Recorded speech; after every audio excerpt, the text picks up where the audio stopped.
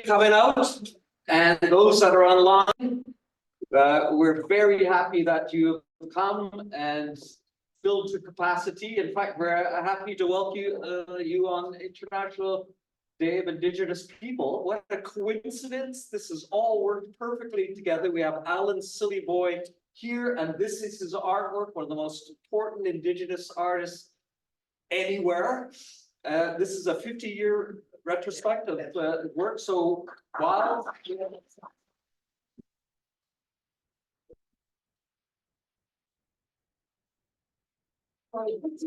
like the stars of a line, yes, all the way up to wherever the limits are, including that beautiful mural that's going to get painted over very soon. Take it when you go. And of course, Elder Albert Marshall will be introduced by Alan Sillyboy. The event, though, I have to give a couple of thanks at the beginning. It was made possible by a bunch of organizations and associates that need some kind of recognition. Of course, the University of King's College Advancement Office, Elizabeth Foster and Nicola Pulling, doing a great job at advertising this event or over advertising this event. Some of you can go home and give some tips. Dalhousie College of Sustainability, who is co-sponsoring tonight, Deborah Ross, Frankie McCulley, Spencer Kentley, who is working there, and of course Min Moto, who is the machine making the Zoom portal possible. Department of Humanities of Cape Breton University, especially Andrew Reynolds, who is having his wedding anniversary tonight, couldn't make it, and for making all of this happen, and especially for Elder Marshall's travel to here possible. And finally, to the Dalhousie Art Gallery and its director, Pamela Edmonds, and her crew for opening their space and for the Alan Sillyboy exhibit, that this is the last weekend. So it's your real chance that, and of course my colleagues at King's College and the organizers of the event, including Megan Krempa and Melanie Frappier, who are hovering like the brains.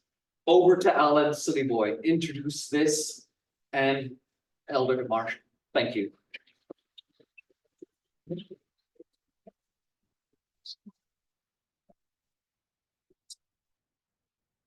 Good evening. It's amazing to have the stars line up in such a way that we're all here in the same place, and we're here with Albert tonight. So I just want to say that when I started school, I spoke fluent in Mi'kmaq before I went to school, but we weren't allowed to speak Mi'kmaq when we went to school. There was a letter from the church, and so we weren't allowed to. And that's why I lost my language. And it's been a regret all my life that I never really got that language door open again. And being an artist and 50 years of research, trying to reclaim what we've lost, a person like Albert is really important to me, because the language is the essence of who we are, the way we think, the way we are, the way of being here. So every bit of information that I can get from Albert is a treasure, because I take that information and I make it into paintings, and I reclaim it that way. So we are trying to bring back as much as we can, but our culture lives on. It's also not stagnant. It keeps growing and evolving, just like us. And it is such an honor to be here, to have a show like this. 50 years of my life is right here, and to have Albert speak in this space at this time means everything to me. I'd like to introduce Elder Albert Marshall.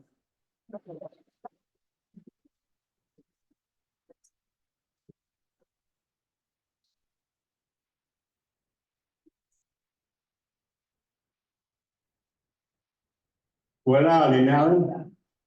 In Delwisi go to be a mal. Leo, you don't tell me the Eskimo on a while. I need Leo, yeah. A timid thing, I tell me the mega man. I'm just going to marry you, well, are you? You don't tell me that's what you. I can't tell me go value. Well, are you man, we can't tell you, me, or it's quite good, you know. Yeah, well, you don't tell the boy, Alan Kisma, we. He saw my order. I have done it whatever.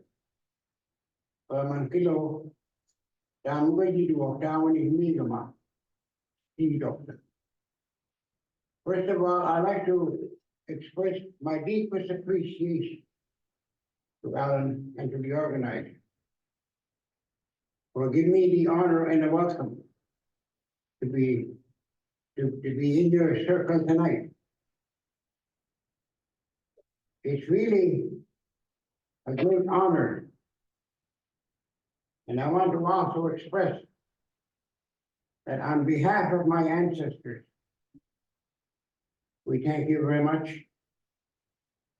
And I thank them as well for continuously teach us so that we can always continuously be the best conduit for the ways and wisdoms and knowledges that they have left for us. So none of that will be forgotten. I also like to express my gratitude for the rest of my relatives across the waters, in which today, finally, we are receiving some, not necessarily recognition, but at least acknowledgement. It's the International Day of the Aboriginal people. Because it's through the Aboriginal people that have paved the road for the others that followed, how to live off the land, how to appreciate land, how you see yourself as part and parcel of this wonderful creation, not as a superior being, but rather it's a very small part and parcel. But in which we have something that no other has, and that's a covenant of mind. Many years ago, to bring that into light, rather than saying this is the Mi'kmaq perspective, and to honor the ones that have came after. What icon can we use? Hopefully we send a message that wouldn't it be expedient for all of us, not just to love each other, but to continuously hear and share our stories. Because it's through this exchange of stories, we will all know not just who we are, where we come from, and why we are here. So the Mi'kmaq language itself, I believe, has been very successfully in the last 600 or 700 years since our first contact, in which to trials and tribulations, we have been blessed of maintaining and enhancing our languages, in which today is a reminder, with hopes that others will begin to listen to the Aboriginal stories of people. Because it's through these stories that are continuously elaborating how we must live together, work together, which I believe there's people that really strongly emphasize and remind us. And for myself, I have to mention this great elder, Chief Charlie Labrador, from the southern part of Nova Scotia, in which many years ago we said, when we go into the forest, you can see all these different species of trees. But if we can take time and look under, we can see the roots. These roots are supporting each other, informing each other, helping each other. Wouldn't it be expedient if we people can do the same? And from that, I believe, among other interesting analogies, that's how this concept of 2I seeing was coined. And the main reason for that was, once we invoke our 2I seeing, basically, you're not looking at another perspective to question the integrity of it, but rather, how can I or anyone include their own perspective, so it will enrich. So the task that is before us would be much more achieved, much more effectively with another perspective or multi-perspective. So 2I seeing, then, in our humble opinion, has to be a fundamental principle as to how we go through life. And how we go through life is, we have to individually and remind the rest of our brothers and sisters to be mindful the impact of their actions, so that they will not compromise the ecological integrity of the area. And to also ensure that our efforts now, at this moment, will benefit the next 7 generations. That is part and parcel of our, where we have been taught of our inherent responsibility, is to ensure that during our short stay here, we will not do anything to compromise the ecological integrity of the area. And your overall objective is to ensure that the next 7 generations will have a better opportunity than the ones that were present when we came upon. And our language is done in the form of a stories. And in the language, it's not just being reminded of our physical world here. A lot of our stories are within the cosmos. Because it's through those observations that I believe it's a reminder that that little earth we have here is just one small area in which all other life forms. And we do get lessons from these images. Now, for example, the story of the bear and the 7 birds, in which they're patterned on the season. And if you can hear and listen to that story, you will know that how Robin got his red breast, how leaves in the fall turned red when the bear was killed and he was bleeding.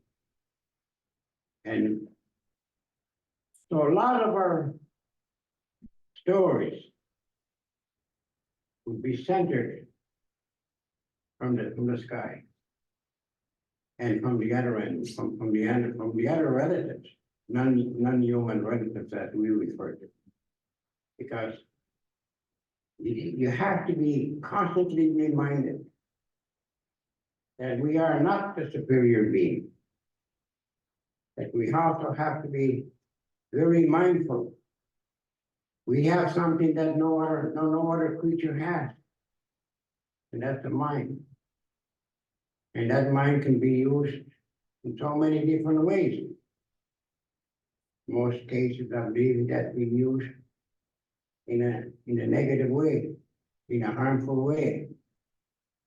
But if we allow our love and compassion to guide our actions and our words, then it's very, very simple and easy to live in harmony with one another and with the rest of our relatives. So this is really the essence, in my humble opinion, of this wonderful concept, Etuaptmumk. Etuaptmumk is not a definition for 2IC, but rather it's an action word. And we all have that prerogative to look at everything from another perspective. Especially when we look at actions of others. Much easier to be critical. But I think wouldn't it be much more expedient if we can somehow find a way and find something in which that there's a message in which we can use. Because our language just taught us that we cannot know everything. That's why there was always a concerted effort to establish relationships. Because yes, in our geographical area, we have somehow managed and succeeded of becoming intimately knowledgeable and connected to that environment. But we also envision the complexity of this beautiful, we call it the Mother Earth. And it's impossible for one human being to become intimately knowledgeable and connected to the complexity of that system. So we need each other to inform each other, to share with one another the patterns, migrations, and so on, and especially areas that are being affected. I sometimes feel very sad because we have science, but yet, for some reasons, science has been exclusively used in most cases to be the arm of destruction. And if we were to apply our 2IC and seek other perspectives, why can't we transform that knowledge and that tool to be the arm of mitigation and restoring the damage that has been created? So 2IC, again, it's very much a guiding principle as to how we navigate, where and how we should be exercising and seeking other inherent responsibilities from others. Because collectively, I believe we can make a much better effort to be the true stewards as it was intended for all of us to be.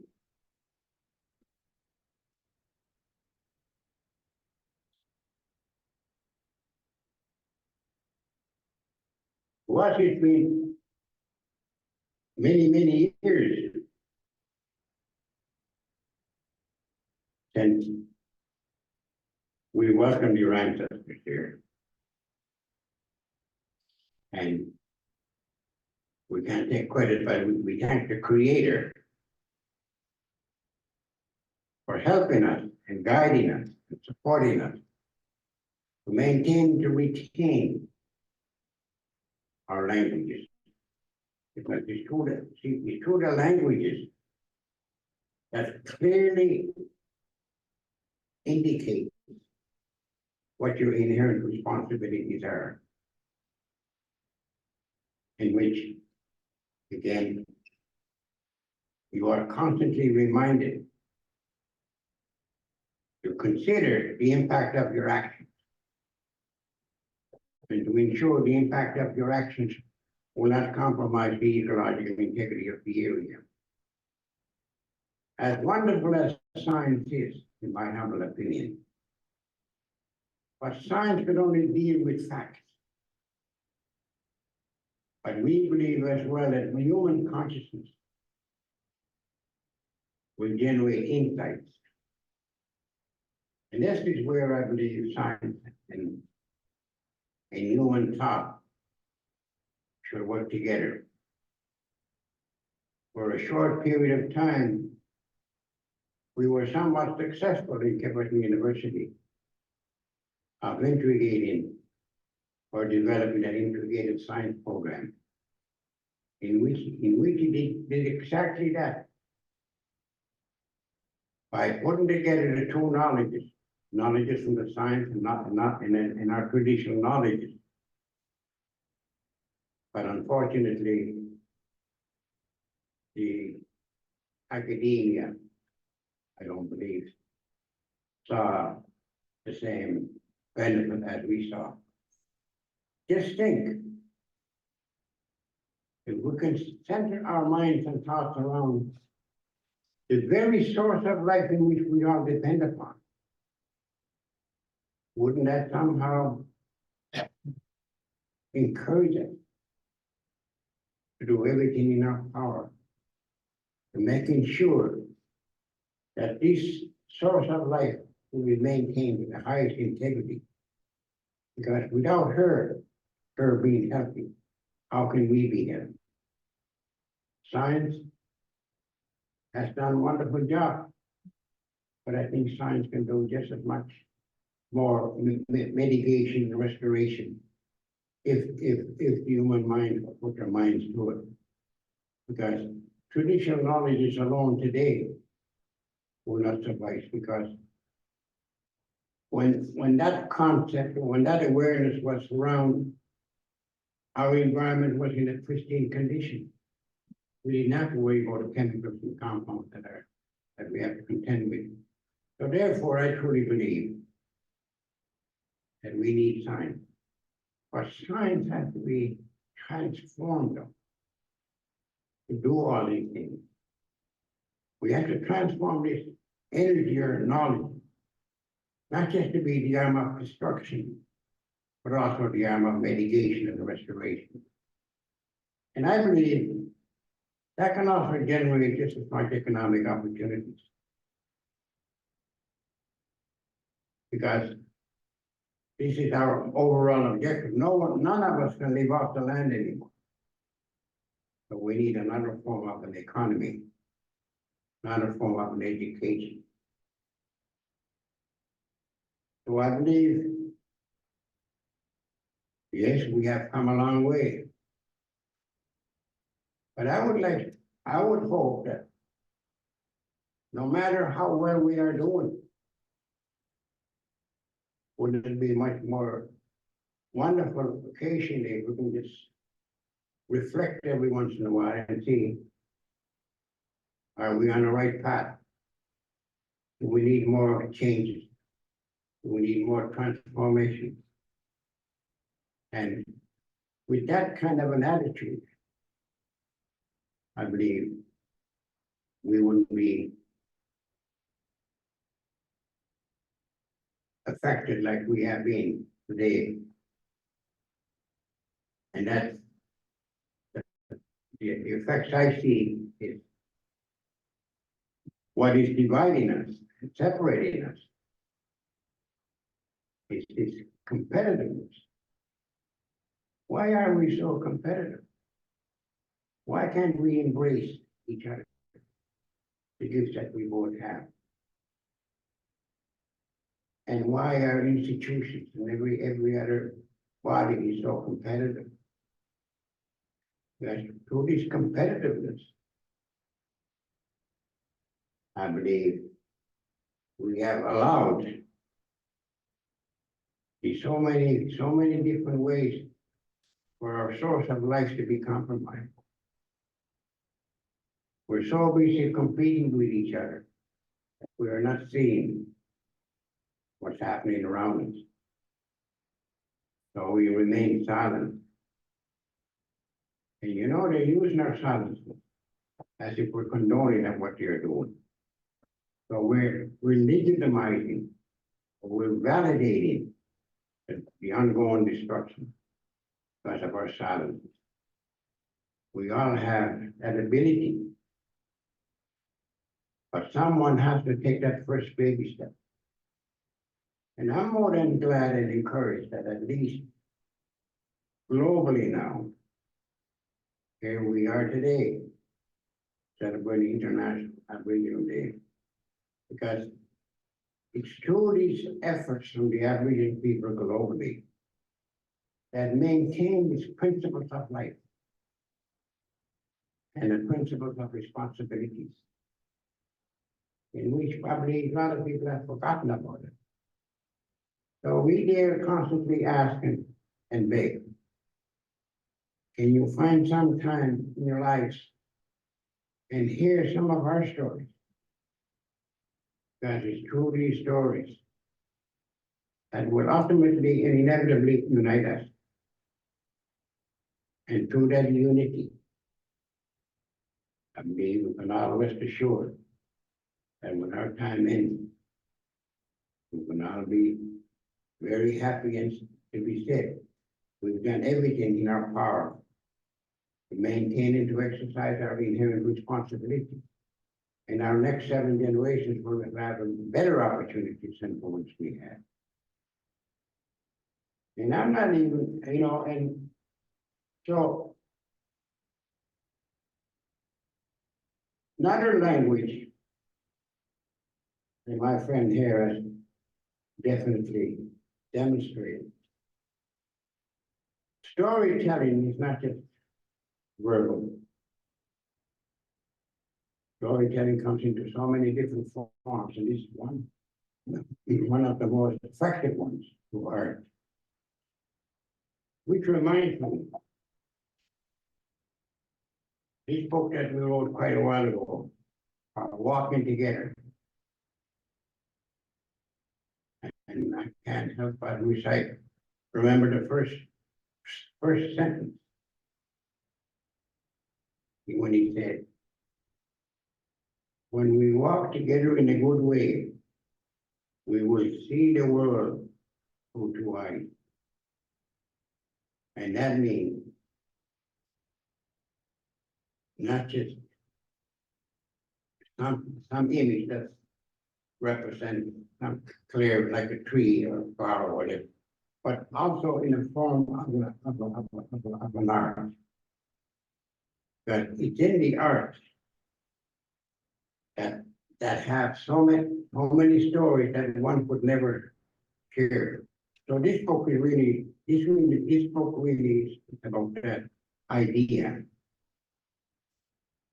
in which there's very little text.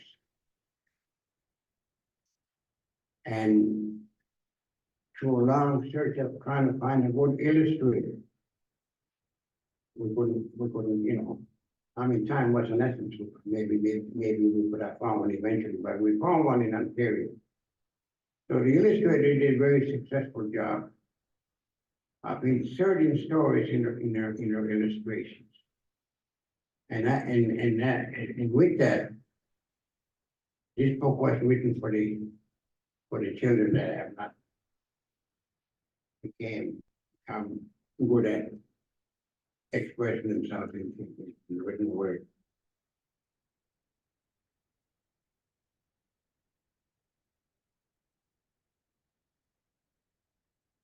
You know, there's so many ways and things that needs to be said. And it's a privilege sometimes for one like myself to be given the opportunity to share some of our points of view, some of our stories, which I hope will somehow resonate. How imperative would it be if we really look and see to our two eyes? Not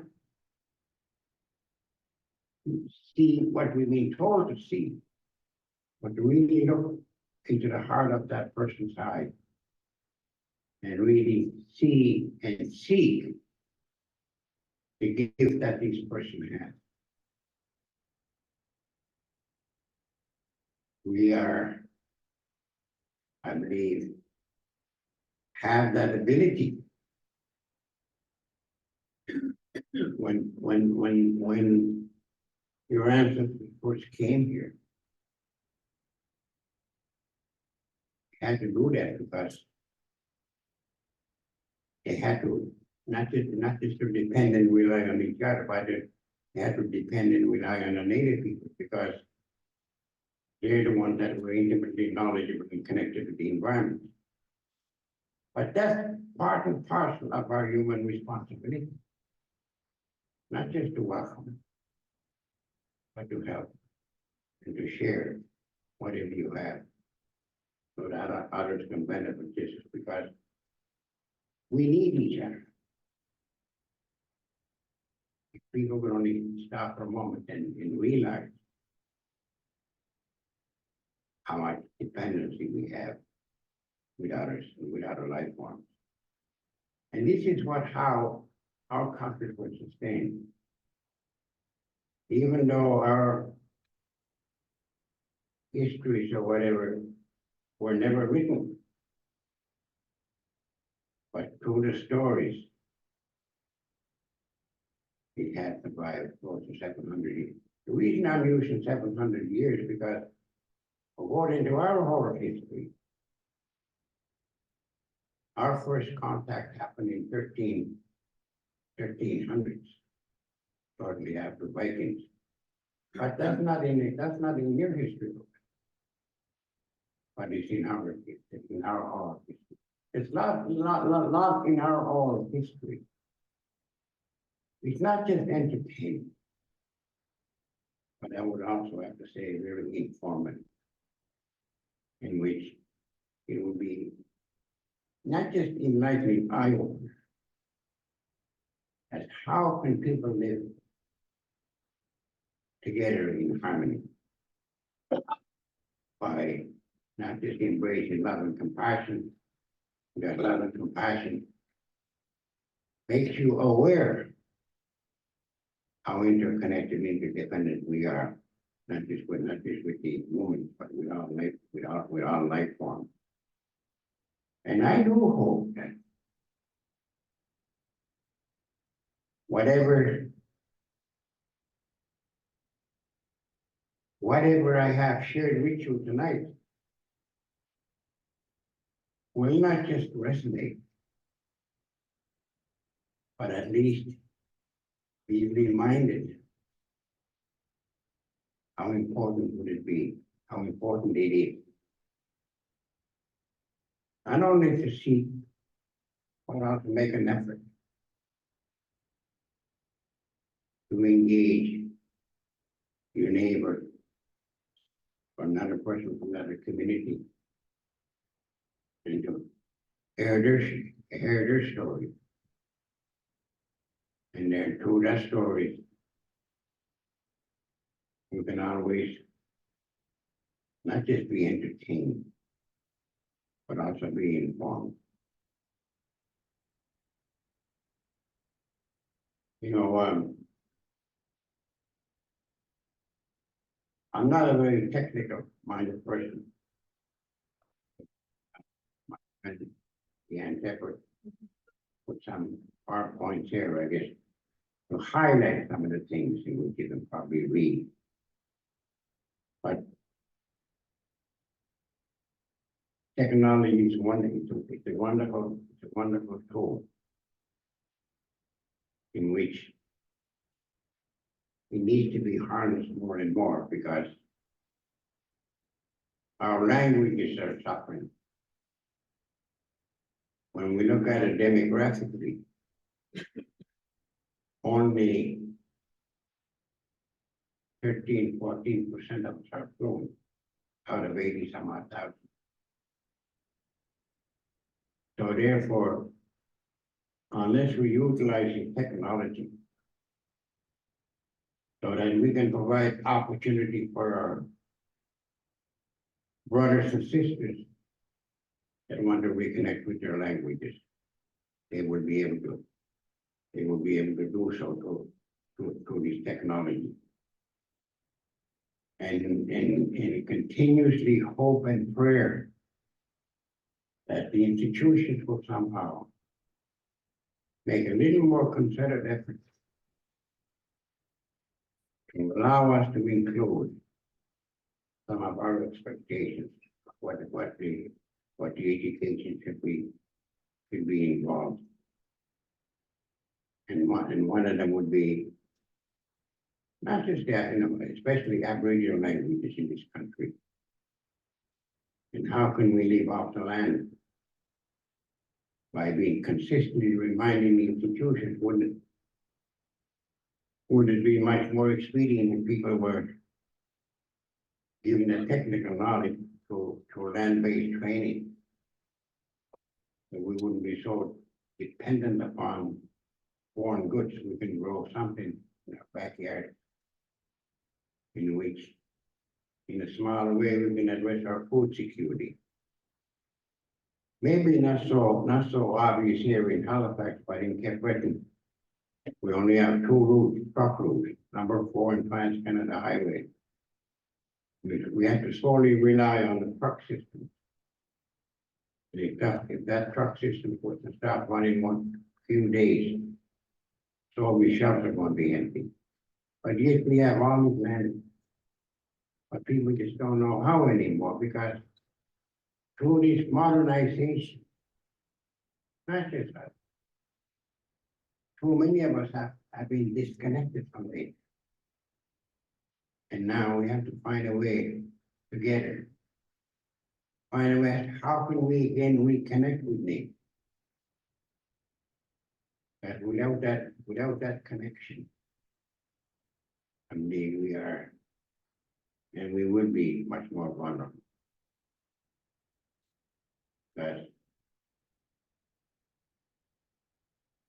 we have no control, but we can. And ideally here in Nova Scotia, it's not as heavily populated as in most of the provinces. And we have an open country. Why can't we come together and create community gardening? Or encourage others to expand that. So at least people will eat for a while after some transportation system is disrupted. Now, it's very difficult. But when you speak to any audience that will know where they're at, what part of an era would they be interested in? And if possible, I like to generate that opportunity by seeking reflections. And there's 3 of us here, 4 of us here. I'm sure one of us can help someone else to answer the question that, because without curiosity, that to me is a breeding ground for complacency. And it's complacency that are dividing us. And I don't understand why. In our respective communities, that is a sacred responsibility to care for one another. Do everything we can of helping that person to recover. Whether it's physical, cognitive, emotional, or spiritual. And this is how we look upon wellness. Unless those four domains are in harmony and balance, then one could never feel well. I think we all have that feeling. So my question is, what are we waiting for? And with that, I would say, wala niyo, itantel mupastantel siguro. Patantel ya hindi niyo. Iskali, first one away, a morning and night. Wala. Again, I would like to just reiterate my deepest appreciation. Not just for your patient, yeah, especially your patient, for giving me the opportunity to share a little bit of who we are as Scotians or people of this territory. And I'm sure not speaking for, but on behalf of my ancestors, I would like to say thank you very much again for allowing me to be in your circle today. And I hope some of those words might just resonate. How important would it be if we're gonna embrace the spirit of collaboration, embrace the spirit of learning from each other. And then from that, we would allow love and compassion to be our guiding principle. Well, thank you.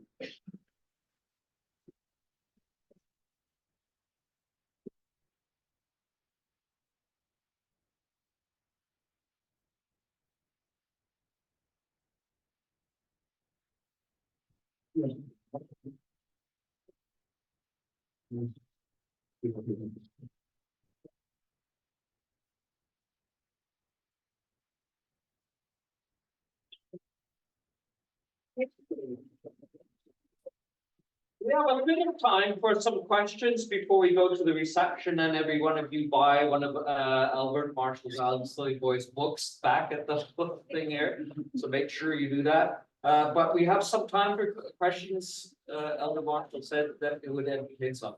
I gotta go to reading for it now and there. Yeah, there's a crowd up here that could. Right here. Thank you. My name is Elena. Thank you very much for opening the eyes, the two of them, the many of them. I have a really maybe logistical question. I love your idea of just asking why can we not have community gardens? We happen to live in London, in England, where not quite centrally, where we have community gardens, and whatever patch of land is there between parks and other bits, or roundabouts sometimes.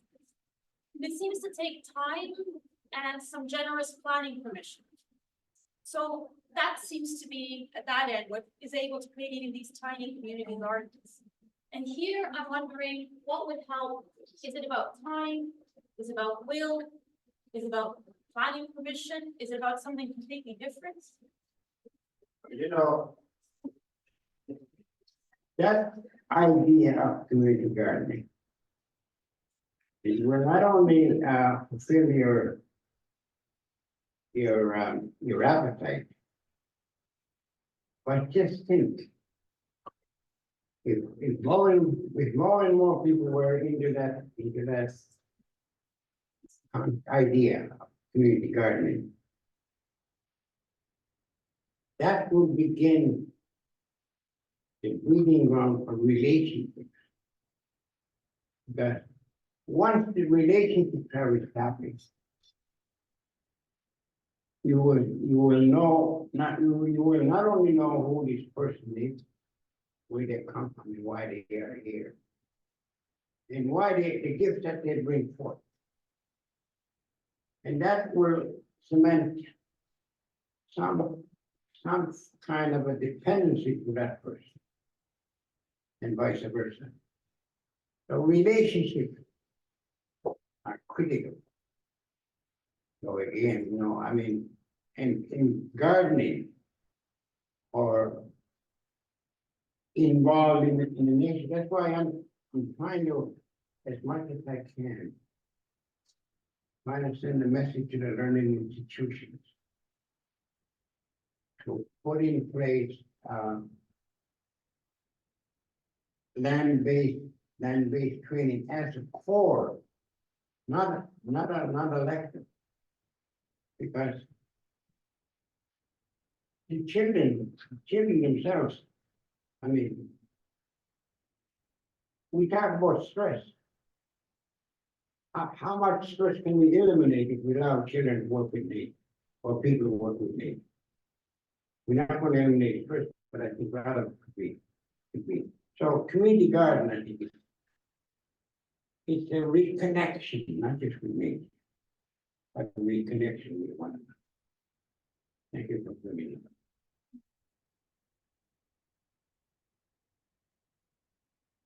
Be shy.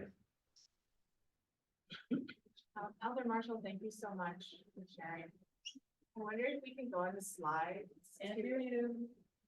Okay, I started by saying thank you very, very much. Here's the mic, yeah. And I was wondering if you could go a few slides back. Got your clicker there? I do, so let's which one? Yep, this one.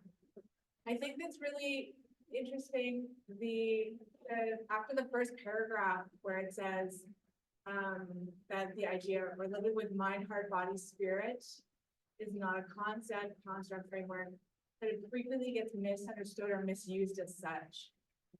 And I was wondering if you could talk a little bit more about not like making it an instrument, not making it a tool, but like living it and what it is to feel it. Well, in our culture is very simple because everything that is alive is both physical and spiritual. The physical part is the easy part. But to be able to eventually develop a mindset in which you are constantly see everything as being physical and spiritual. That means completely different than if you were just to see something from the physical point of view. But this is something that's alive. So when something is alive, it's inherent in us to appreciate, respect, and to protect. And some of these concepts were put in place not just to remind us, but to guide us as to how we are interconnected, interdependent, and gently remind us that we are not the superior being. That nature has rights, we have responsibilities. And with those responsibilities, you're going to do it like you would something, someone you love in your life, because it's alive. You can't love it if you can't love it and appreciate it. Then you're going to see it as an item and as an object. That's why I believe our nature, our Mother Earth, has been treated in such a bad way because science could not go into that concept of something being physical and spiritual. So yours was seen as an object. An object is there to please humanity. But in our culture, it's just the opposite. We're there to exercise our reason to protect it and to preserve it and to love it and appreciate it. That's the best I can do, my dear.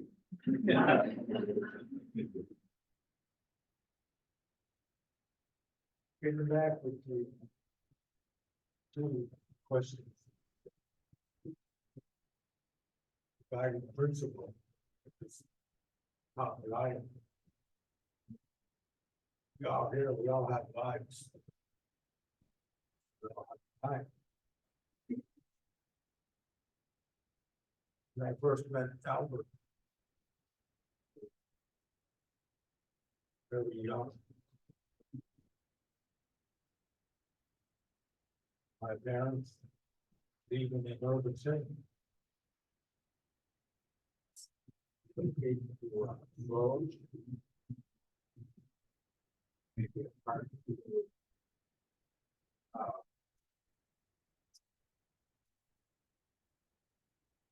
At First Nation. And you want to put Indigenous or Aboriginal, if you simply say original.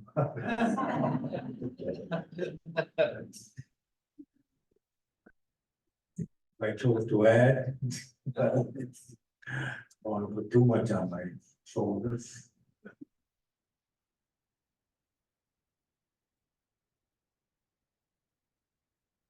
When I was talking about these sort of shortcuts, like being dependent on those semi-trucks or commodities, stores, convenience stores. We did not have them, my ancestors. We actually had to come up with the word magasin from a French, where you buy or purchase through whether through trading or, but when we did trade, exchange, and the exchange came without debate, discussion, disagreement, or even that word, tax.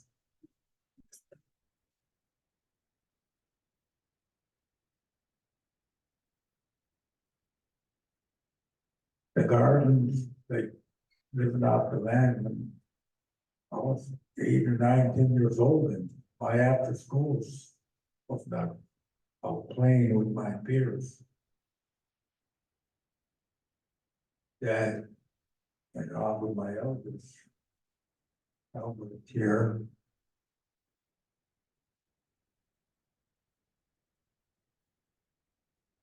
They showed us the concept. Why do to construct, we built a garden. Our lawn, planting. Rakes and shovels.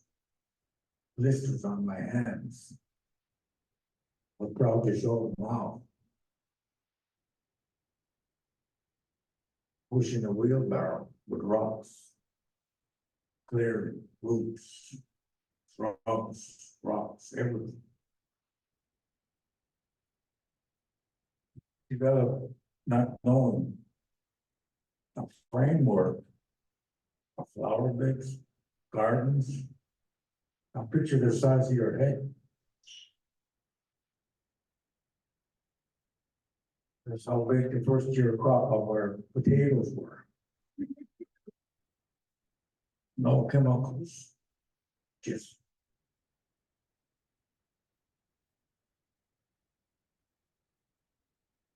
the flower beds.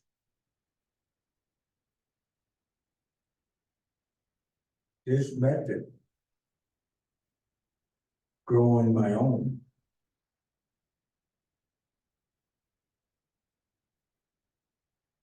Mom would ask me, bring poke potatoes in the garden. I bring back two for a family of 7. That's a big pot of stew. For dinner. That's all we needed for 7 of us, just 2 potatoes.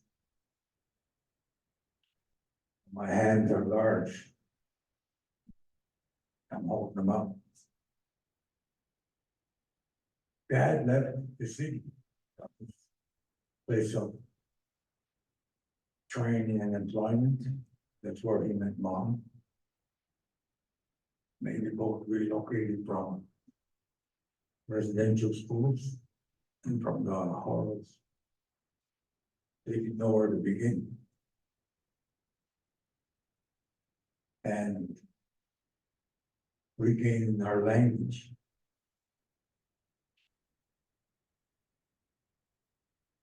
Was just a challenge.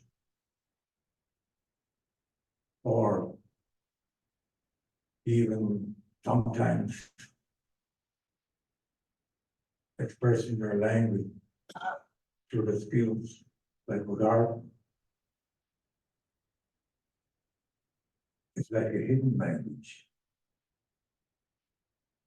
that cannot be compared to with others. Like writing your own book.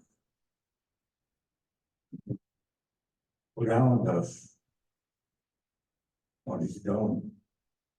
If he's not expressing it, yes, he is. He's showing it. To hear a language, sometimes you don't have to see or hear it. It's weird. I speak several. I'm proud to speak. Talk to Albert, I know. They're telling me my language, our language.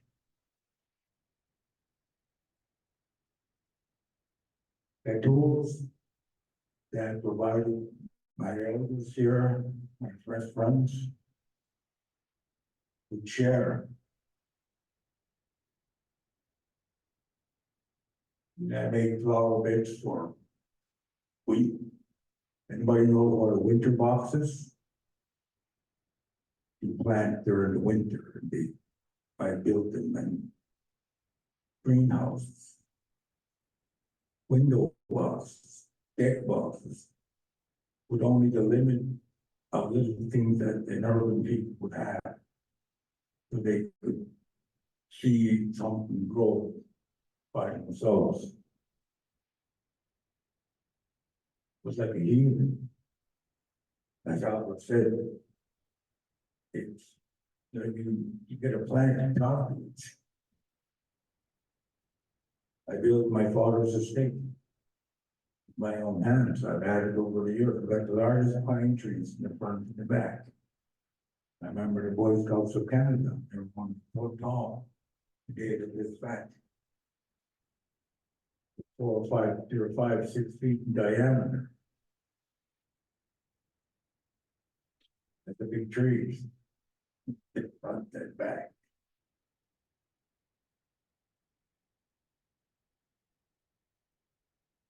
Knowing Albert and his wisdom, to take the time to listen to his concepts, as to how he expressed himself. I've taken note ever since I was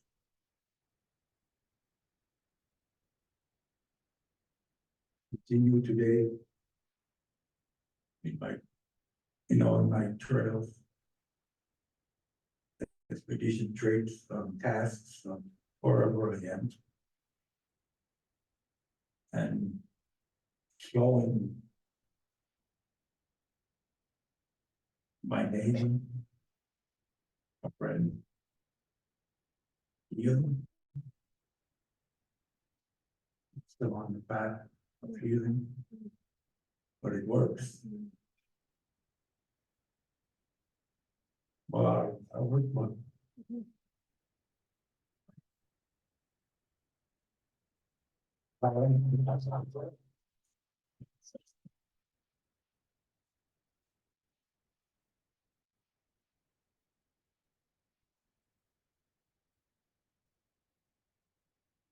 Well, let me know, no questions at all.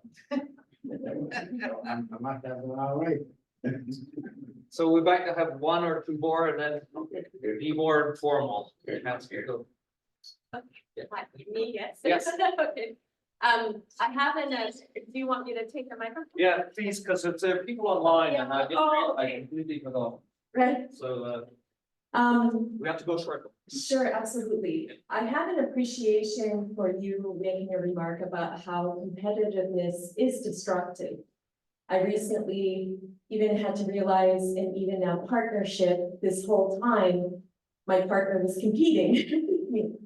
And it really hurt to find out that even in a close relationship, we feel the need to be competitive with each other.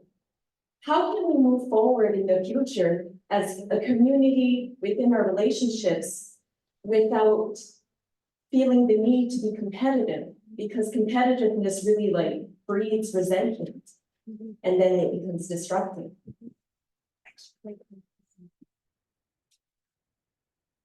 You know, that's a loaded question, but. What have you said? You know, in an Aboriginal community. In which. We all know, not intimately, but we all know each other. We know when there is a need. As Alan explained. So, and I guess it's also inherent into the teaching that your worth is not going to be measured by the amount of possessions you have, but how much you can share. If you really think about it, I'm sure the investors would disagree with you. But I think that would be an investment in which we can all make in our respective communities.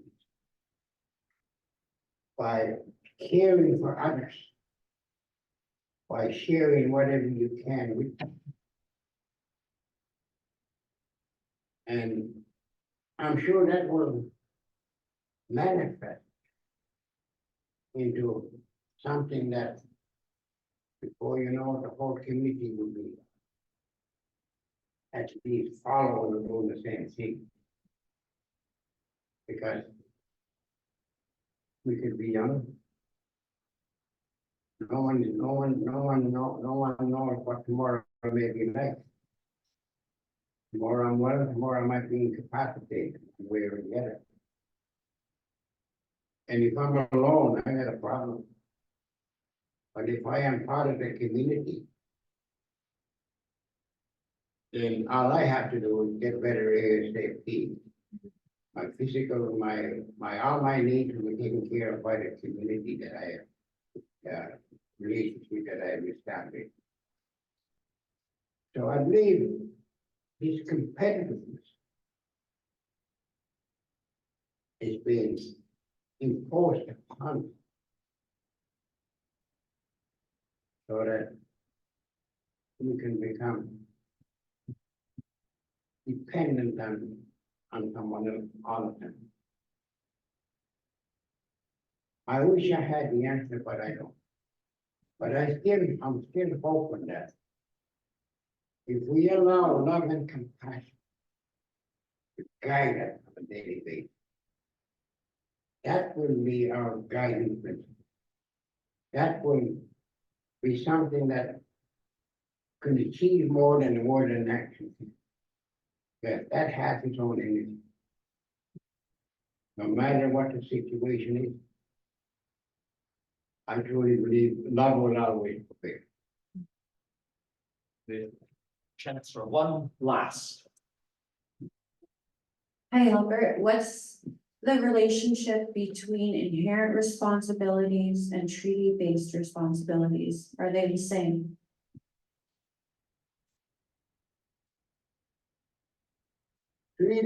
Treaties are, is a documentation as to how two people, two nations can work together or in harmony or whatever it was. But our responsibility is ours. You have that imminent control. You have that imminent will and responsibility to live up to that responsibility that you have expressed. It doesn't have to be written in paper. It's inherent into our gene. Because everything has been taught early on this. So that's the difference between the gene. Treaty responsibility. It depends on who wrote it. And you can rest assured that whoever wrote it, they're damn sure that everything will go into their favor. So there's no responsibility there other than, making sure that someone's going to get the better on it. But that's the big one is, in personal, and the other one is personal responsibility is something that we all have. And we can demonstrate it and use it in so many different ways. So you can standardize like you can with a written document. And we don't need that document to practice your inner responsibility. That's part and parcel of something that's been part of your education from day one. Right, as I've written, I think it's very different because it's practiced on a daily basis. When someone is in need, well, you need to get involved. No one has to ask for help. But I really cannot prescribe anything for any other people other than, what we have been doing. But I think it could be expedient though, if somebody wants to come and visit us in the community, to see firsthand how these things could be, how these things are handled, and how they can be unfolded, how they can be beneficial for the community. But unless the community is working together, and you don't have a community. We have a group of people there doing their own thing, doing their own thing. But on the frustrated community, I mean, people are going to do it, but when it comes to need, whatever that is, everything is dropped and that needed for that. Thank you.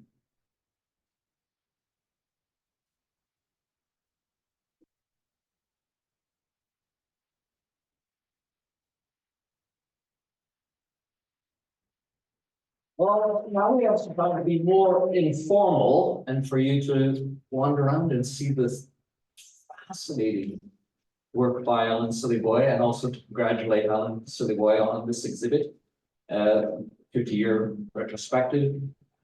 We want to also thank Deanne Shepherd, who has done an amazing job at keeping this all together. Thank you so much, Deanne Shepherd, and of course to Elder Marshall, and for all the people that put this together. On behalf of all the people here, we want to thank you for showing up and giving us a very inspiring talk about two-eyed seeing. Thank you very much.